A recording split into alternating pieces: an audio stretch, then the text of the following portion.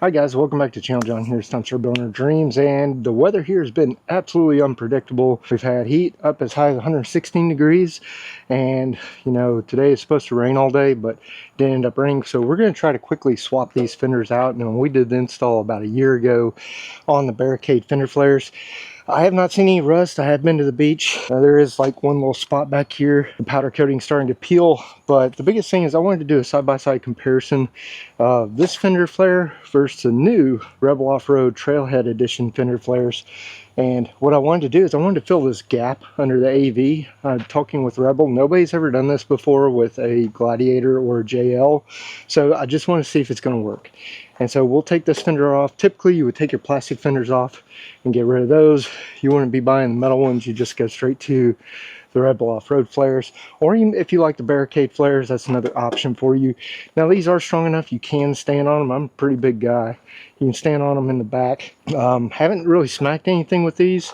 Tire coverage, it does get dirt onto the side of the Jeep, which I think just about any fender flare out there is going to do. But I wanted to see how the Rebels do because they actually come up higher, and we may have to take the snorkel loose. But check these out. You can either order the front flares individually, or you can order the front and rear. We ordered the front and rear. Again, this is going to be mostly focused on the JL and JT. And we're just going to open up the box, cut the tape here, and then I'll open these up. Now these should come with everything you need as far as hardware goes. These already have a bunch of hardware. If it's similar, we'll probably reuse a lot of this. And then we've got our can cut drill bits in case we do have to drill into the body any. Hopefully not too much drilling. We'll just see how it goes. So anytime you're dealing with one of these boxes, just be careful of the staples. Those copper staples can cut you. And we'll see how it's in here. These are definitely lighter than the ones that are on the Jeep right now. And I believe that's going to be the passenger side, and this is going to be the driver's side. And they do come powder coated. I noticed some people had asked, are the flares, you know, can they come in bare metal? Some people prefer bare metal. These are powder coated. I like powder coated black personally. Yeah, those look really nice. And before we open them up too much, I just want to see here at the top.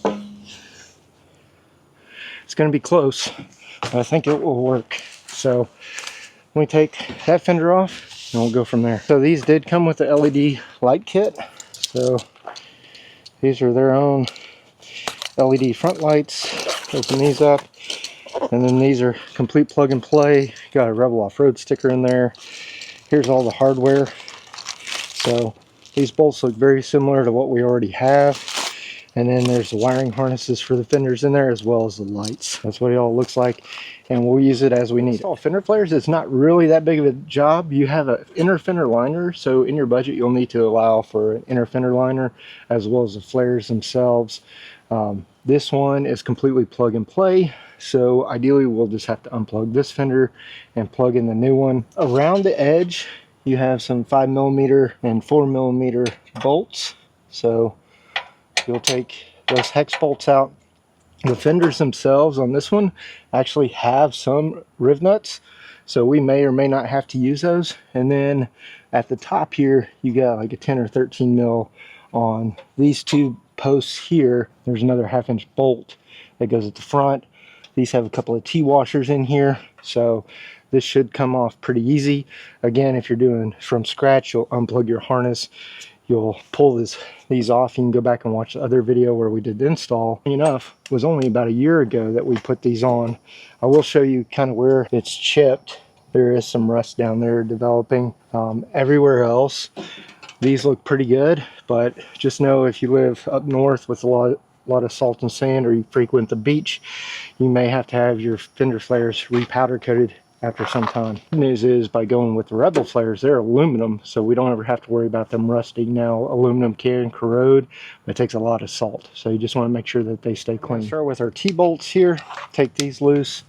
Again, make sure we're going the right direction.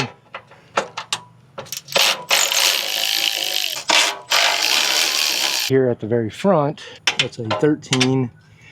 You do have to hold this one.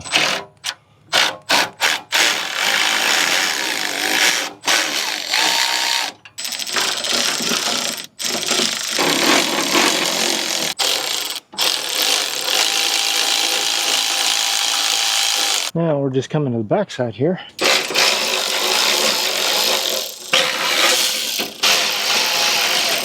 So the last thing we gotta do is pull out our wiring. Yeah, so we got the fender pulled loose. This one has a nice, easy plug and play adapter. So we'll move this one out of the way. We'll set the new fender up there next to it and see how that lines up. All right, guys, so we're gonna set this into place. Hopefully. And voila. So yes, the AEV snorkel will work with the Rebel flares. Look at that line up there. That's a lot better how it's contoured.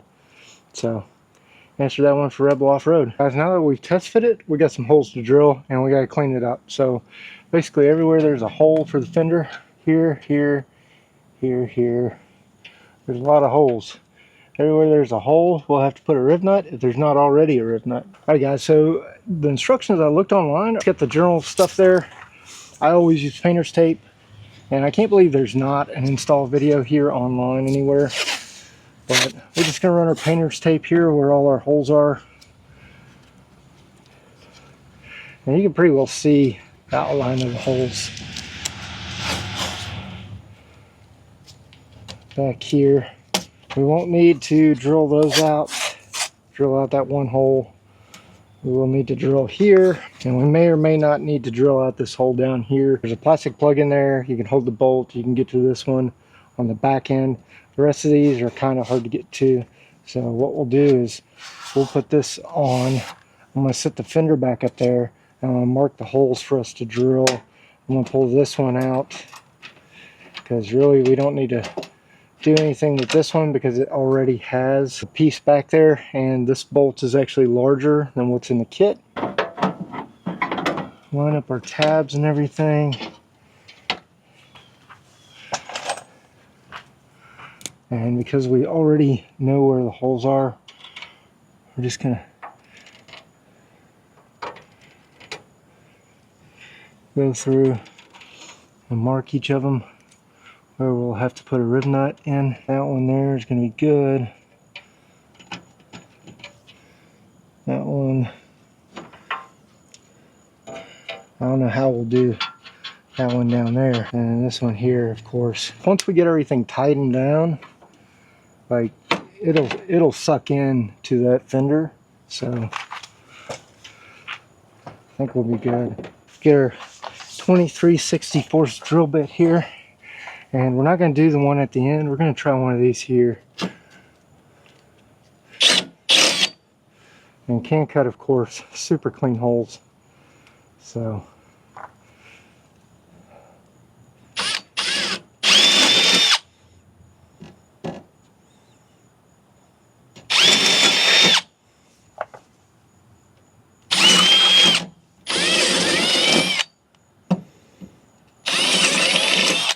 And these are their can cut step points.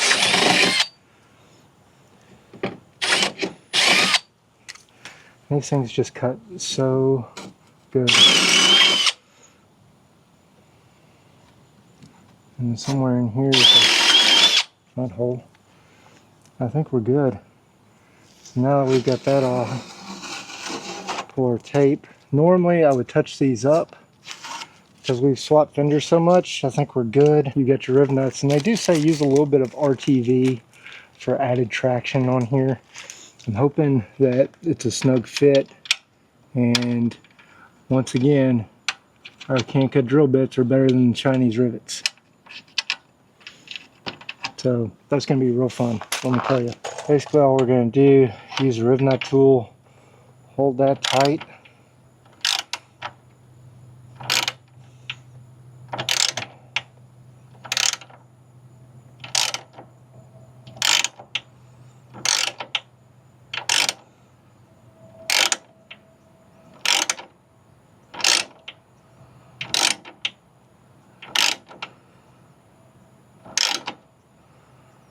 Go until it stops snug.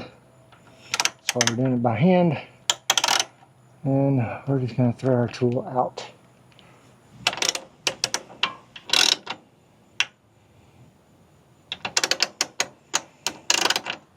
you do not want to use power tools for this part. Take your tool, put your rivet on hand tight. You're going to push your rivet in.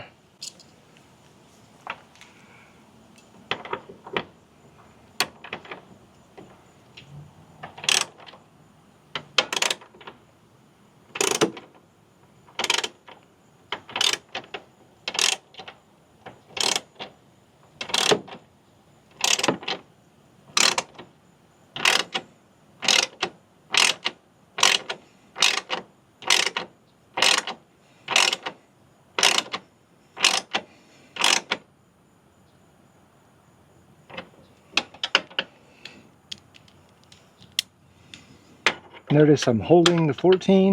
I'm using the Allen key on the bolt itself. This just kind of floats on there, so it doesn't screw on at all. And it looks like they've actually got a ball bearing in there, so this is a pretty good rivet tool for sure.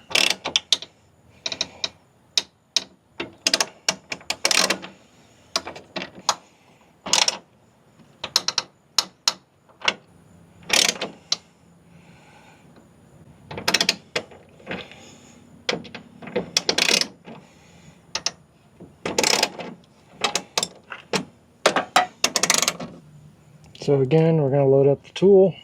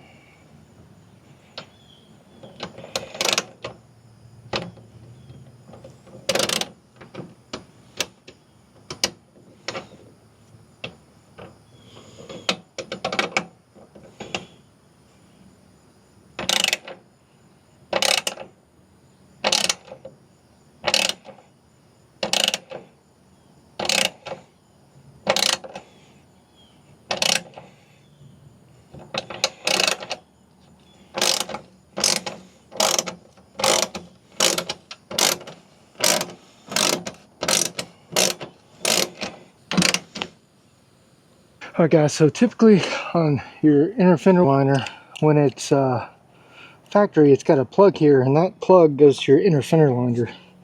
Now on your new setup, all you're going to do is you're going to line everything up.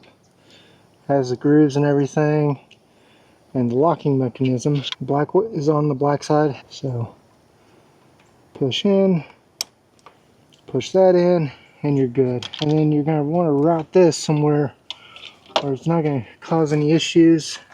I typically run mine underneath my snorkel, up here to the front. Get your hand back in there where you can grab the wire. So we got our wire here on the outside where we can plug it into our LED light. Alright guys, so here we're just taking 4 bolts, 4 nuts, just getting them hand tight in here. And once we got that on, we can put it on the truck. So once we got our light on, we can carefully come over here,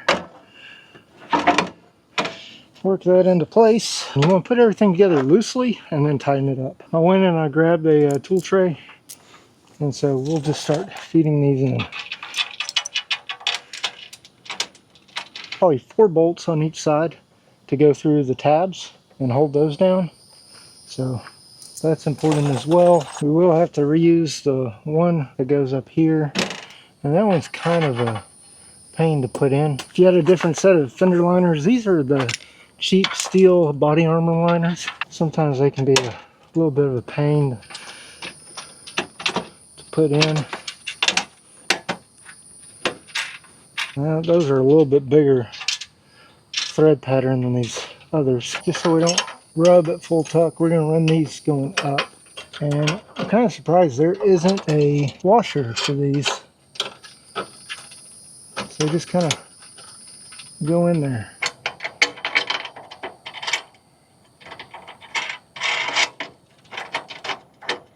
I don't see any of them that are longer than others, so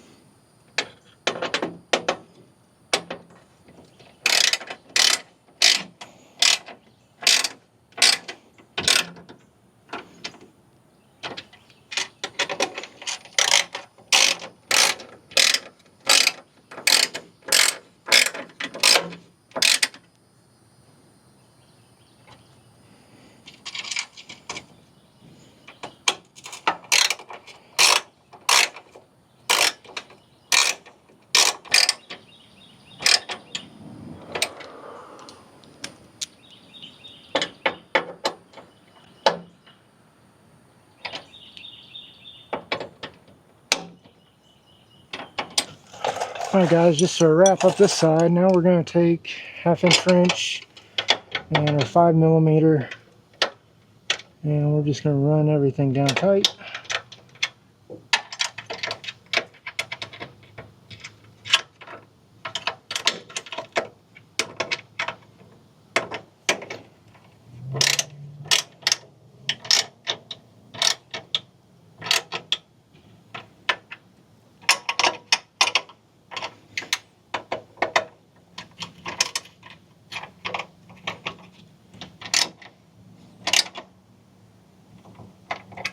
And got one more to do back here.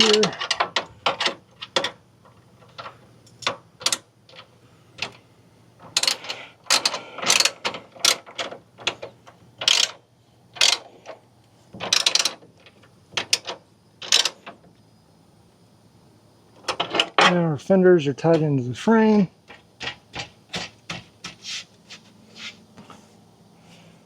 Go around one more time, make sure everything's tight. Last thing to do here is plug up our LED indicator. Push that in tight.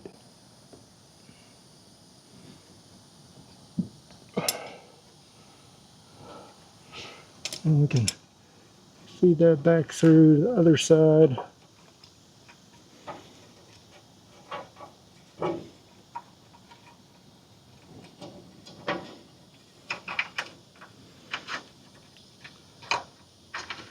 If need be, we can wire tie that off.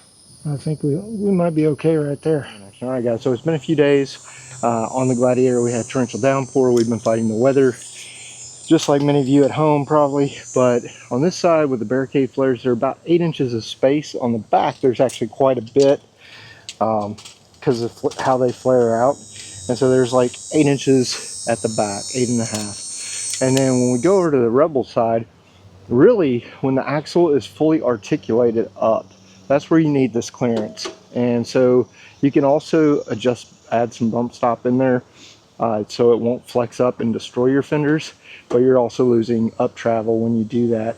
Down travel, again, the Clay Offroad 3.5-inch lift kit is going to give you about 11.5 to 12 inches of downward travel with the axle, and you're really limited by your shocks. So let's go measure the other side. So on this side, we've completely installed the Rebel Offroad fender flare, and with this, we actually get about 9.5 I measured it the other day, had 9.25. So your ride travel is going to vary some. So you got another 1 to 1.5 inches of up travel when you add the high clearance flares, and these are very similar to a cutout flare again. What I am a little concerned about is the back scrub radius, is if we're fully turned and we flex out, because back here, you know, straight back, you get about 5 inches. You come up here and you get about 5.5 inches of clearance around the tire. So when it's fully locked, fully tucked, and it's going to increase as you go up, but this is going to give you a lot of clearance on your tires when you flex out. And so that's the main reason we're swapping these. Make sure you guys like the video, subscribe, ring the bell so you get the notifications, because every subscriber helps build this channel, and we get to do these major projects, work with great companies because of you guys. But this is my new Harbor Freight Icon stool. It's a lot bigger and more comfortable than my other stool, which I had for like 20+ years. So we're gonna get these fenders swapped out, and thanks for watching. Basically, because of the tight tolerances, you kind of have to get at these top ones with the 4mm. And so I don't like doing this stuff by hand. I'd much rather use power tools, but some of these are pretty tight to get to. But it's not a bad job. Okay, so I think those are pretty loose. Should be able to get in there. I'm having to get used to this new stool as well. So basically, the way these fenders attach, there's a 10mm, and for most of them, you can get your finger up in there and hold the wrench on it.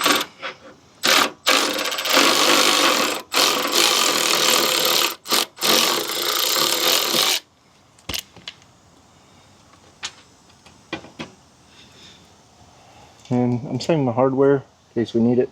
Luckily, we can get to our wire right here, which just has a red clip on it. You push and you pull. I may have zip tied this in with a whole bunch of other wires in there. So in order to get to our wire up here, taking this 10mm loose,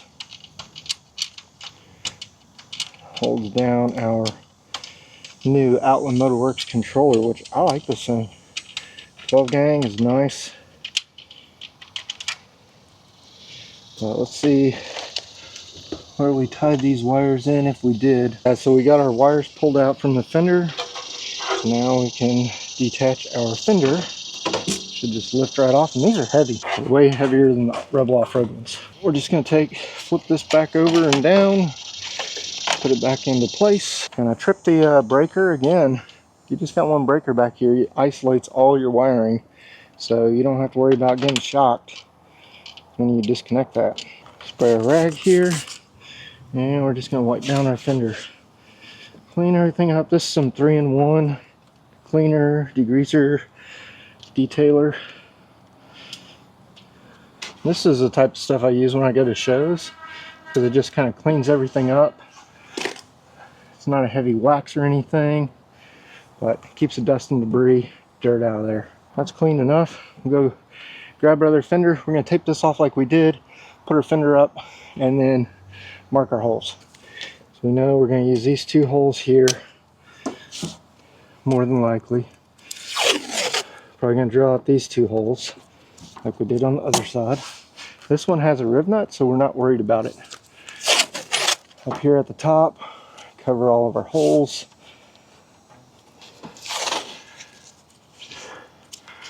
And all the way here at the front, this one here, I know we're going to drill out. So, alright guys, so fender comes double wrapped. There's 4 bolts and 4 nuts that you'll use to mount your light bracket.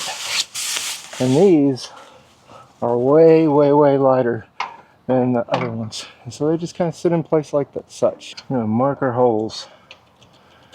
They don't have to be exact, because with our can cut bits, they will find the center of the hole.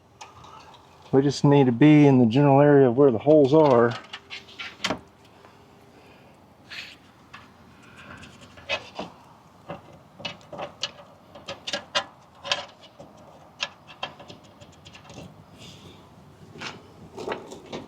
This one here. This one down here in the corner. Honestly, not 100% sure why they use that one. The fender's got a little bit of a bow and twist to it, but once we get everything tight, because it's aluminum, it'll go right where it needs to go. As you can see, here's all of our holes where we're going to drill, and we're going to install our rib nuts. So here we've got our step point can cut drill bits. Thanks to Andy and the can cut crew. These are professional grade. They have a step point on them, and these things slice through metal like butter. So we're just going to find our 23/64 bit here. As you can see, once you find the hole, just make sure there's nothing behind it. And we just clean, no burrs. I don't know what's attached to there. Here. And then we got this one here.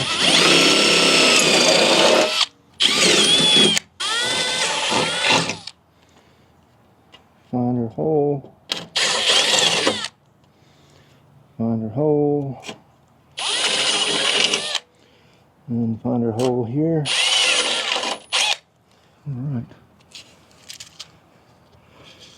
Again, if you look at the can cut drill bits, no burrs at all. Cheaper drill bits, you'll have burrs and you'll have to come back and file these off. And that could cause issues when you mount your rib nuts in there if you have a bunch of burrs. So again, you're going to need a ratchet with a 5mm Allen key, 14mm wrench. Now we've got that done, we are ready to drop our fender on. And it's just going to simply go on like that. Make sure you line everything up. And then we'll start putting the bolts in. Could be the fender is slightly bent. Again, you're going to want to start all your bolts and then tighten it down. So that's the unlock. That's the lock. There's your right turn. Left turn. And there's your hazards. Alright guys, so if you go with the Rebel flares, I just want to throw this out there as a PSA. We'll go to the run mode here. Under your lighting tab, you're going to have to scroll down. Since our Gladiator originally came with non-LEDs, which, you know, classic bulbs, front and rear, if you got Tazer, you're going to have to turn this to front turn yes.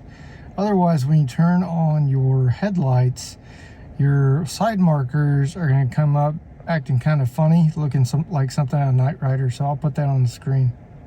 Hey guys, hope you enjoyed today's video as we installed the new Rebel Trailhead Edition high clearance off-road fender flares. These should work great with our 40s as we go through the trails, and also during show season. We got some big things coming, so here in a couple of weeks we go to the Great Smoky Mountain Jeep Invasion up in Pigeon Forge. We'll be in the Toyo Tires booth again. Behind me, you'll see these big gray tarp. Underneath there, we got a set of Curry Extreme 60 axles, high pinion in the front with a tilted case, and low pinion in the rear. We get to work with these great companies because of your feedback. Anytime we do a video, if you would, give us a like, give us a follow, give us a subscribe, because it greatly helps the channel. And then I'm also trying to work with our partners to give you guys more discounts whenever I can. So if you want to save 10% on your trip to Overland of America, we're going to be out there in the Creators Corral. The code is SBYD10 for Start Building Your Dreams 10. So SBYD10 saves you 10% on your tickets, excludes RV and also cabins. But other than that, you can use that for your ticket discount, and it helps out the channel. If you want to save 20% on lights, all these Outland Motorworks lights, you'll save 20% on those. We're also going to replace the rack lights with the Outland Motorworks lights, just like these. They have lights, they have controllers. Not only these, they got everything from 9-inch to 7-inch to all kinds. And at Outland Motorworks, using the code SBYD20. And then on Inca trail bags, which we've run the 1st gen, 2nd gen, and 3rd gen, and we'll do a video in the future with the 3rd gen bag, and we'll have it on display with us at Great Smoky Mountain Jeep Invasion. But you can save 10% on those with the code SBYD bags. Again, that's SBYD BAGS. So try and save you guys some money. Again, we get to work with these great companies because of your support, your engagement, and your interactions. Genuinely appreciate all the support as we close in on 3,000 subscribers and then move towards getting to 5,000, 10,000, and beyond. Again, this channel doesn't pay for itself, never has. A lot of this is me coming out of pocket and having discounts when I can from companies, but we get to work with the best, and I'm not going to sell you guys a bunch of garbage. So these lights are high quality and we enjoy them. They're super bright, they've got a lot of features and a lot of bang for the buck. So that's our intent, and then we're going to pick up with the axle install, so make sure you guys come back. And once again, I get to share my dream with you, but the true purpose of this channel is to help inform, motivate, and inspire you guys to get out there and start building your dreams.